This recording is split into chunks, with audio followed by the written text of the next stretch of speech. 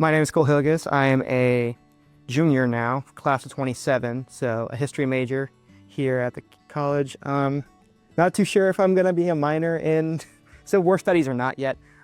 I'm thinking about it, so we'll see.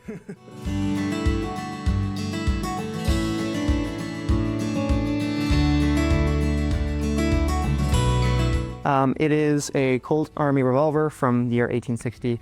It probably came, as I was saying, came just off of the factory line at Hartford and then was brought down to Pennsylvania, where it was granted to one private, John H.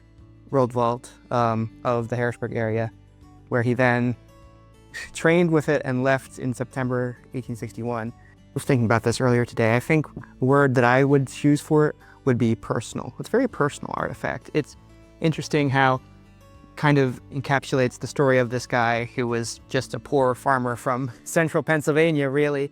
He was a little bit like above the rest of his other soldiers, because not many soldiers who were privates had revolvers, unless they were, you know, cavalrymen, because all of the rest of the privates carried muskets around and did that kind of soldiering. But he was different in that way.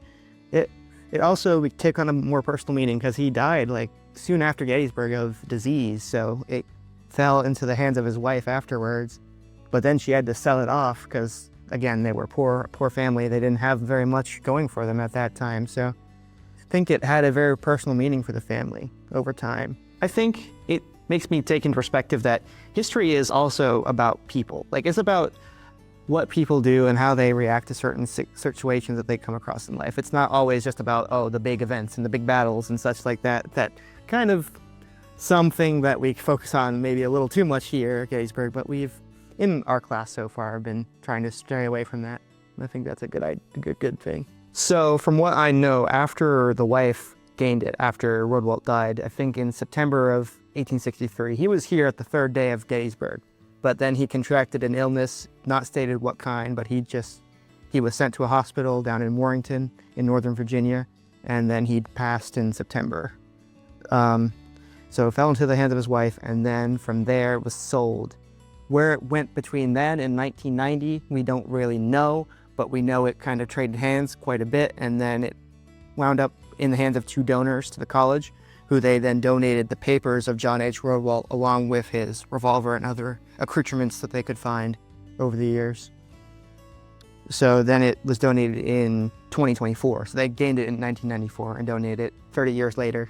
I think in some ways, it shows the connections that we have between industry and warfare in a lot of ways. Like, because it's a tool of like the machine of war that helped fuel like the industrialization of everything that happened in the years after the war and everything like that. So it's a tool of like that industrialized warfare, but also kind of, I guess, a symbol of the like martial honor of the soldiers who fought in the war, and like the different kind of connotations that took on between people of different classes and different backgrounds who fought both for the Union and the Confederacy throughout the Civil War. I was unable to get a very good picture of it at special collections, but I bet you if you tried hard enough, you could get to see it, or at least read about it, because the documentation in special collections does have, in the finding aid, it does talk quite a bit about the revolver itself and like the condition that it's in. Like, they mention that it's rusted over now, so maybe it's not at special collections right now because they're doing preservation work on it. That's very possible.